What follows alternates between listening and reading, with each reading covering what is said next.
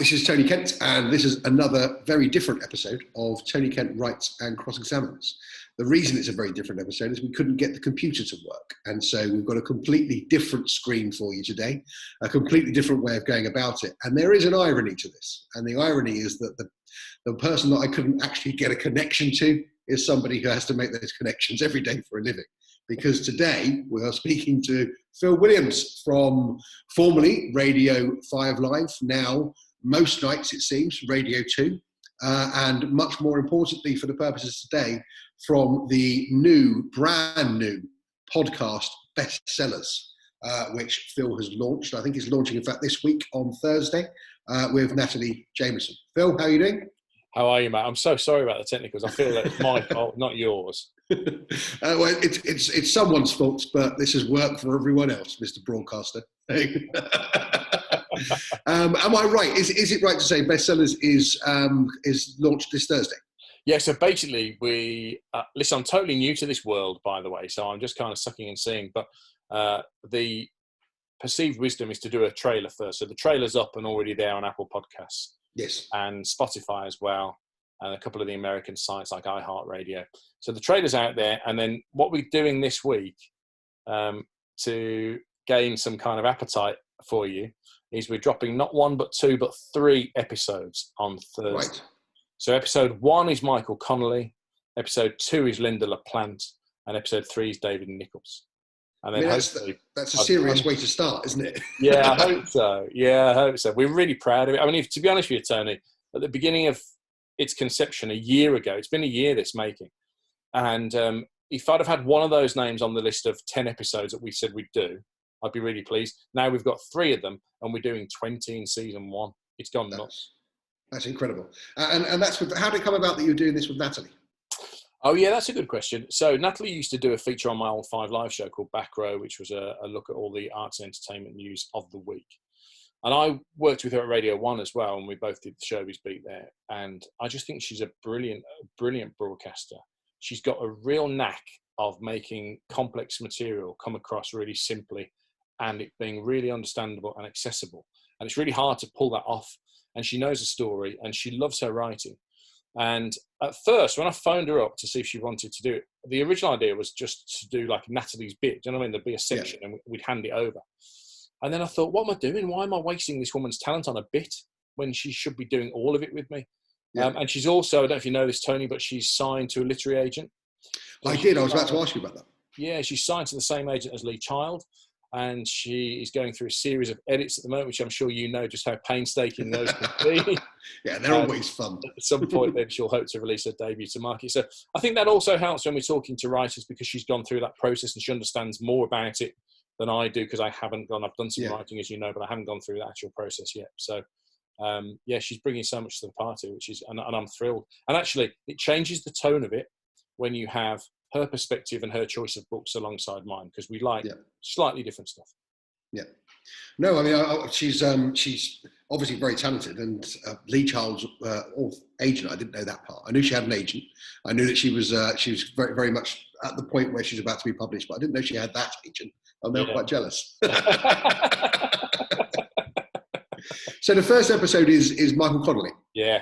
Now that for you is a real coup, right? Because I think he's right up there with your number one. Yeah, I absolutely love Michael Connolly. And I think part of the reason I love him is because it was a really organic process. The way I got to him was I saw the Lincoln Lawyer film on one of the download services. And thought, oh, that's really good. And then realised it was based on a book and blah, blah, blah. So I thought, I'm going to read the book because the books are always better, aren't they? In my view, they're always better. And so I read the book. And then what I did was I went back through. On Mike's website, you can see which characters appear in which books. So I went to his website, found all the ones that Mickey Horler appears in and read them. And then I thought, this guy, Bosch, keeps cropping up. I should probably check him out. And I've never read a Bosch. I know it sounds really daft now, but so I then started reading all the Bosch books. And what I love about Mike's books are, I think in my view, he's a master of pacing.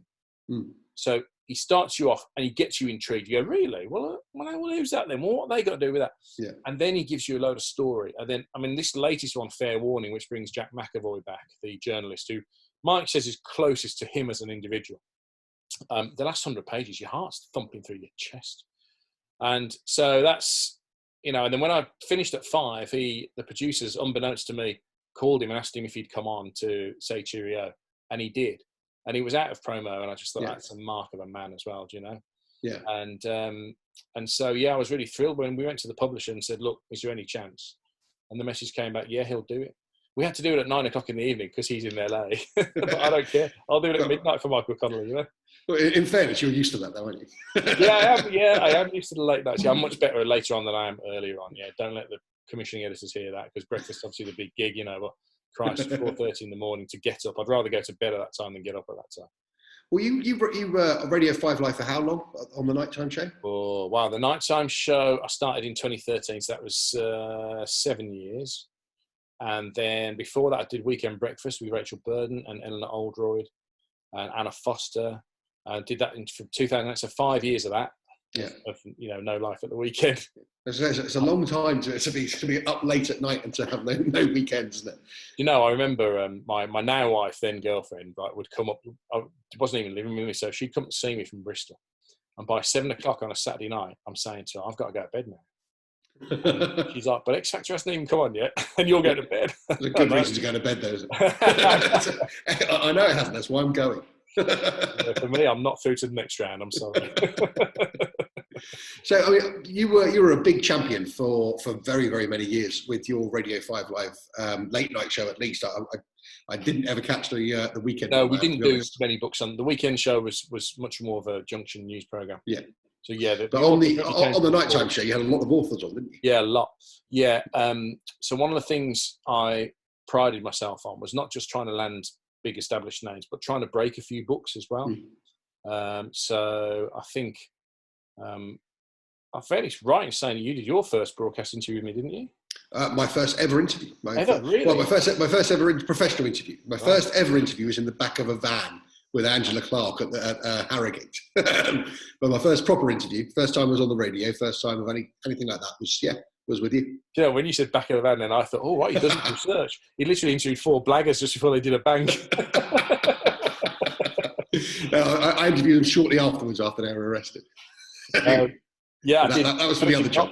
Joseph Knox did his first one with us before he went on to become a hit.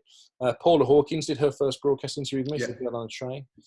The bit that excited me was being sent a book, and I don't know if I've told you this. Probably shouldn't. No, I'll tell you. I've got a 30-page rule, Tony. Oh, really?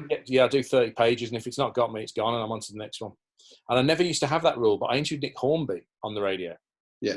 And Nick said to me, I don't understand why people push on with books as if they're like the Holy Grail. He said, if you rented a DVD or downloaded a movie and it was rubbish, you'd turn it off. You wouldn't go, I paid a $5 for it, I'm going to see it through. So he said, don't do that with a book. There's too many good books to carry on reading books you don't like. And that's the other important point to make, I think. Just because you don't like it doesn't mean the book's shit. It just means you don't like it. Absolutely right. I mean, I've not applied. I've not got a strict 30-page rule, but if I'm honest, I think I probably do apply it without realising. I don't believe in pushing through because some things just aren't for you.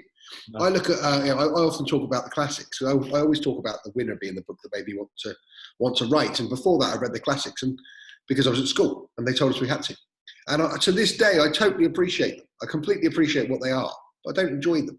I wouldn't choose to read them. And so, that's not to say they're rubbish. I know why they're good, but the reality is everyone's got something for them.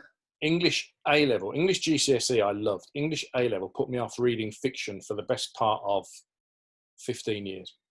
Incredible, isn't it? And I just went to bands and sport autobiographies. I just couldn't face, because with the exception of Dick Francis, and that wasn't on the syllabus, Dick was something I found in the library and read myself, Bolt, I don't remember it because I loved it.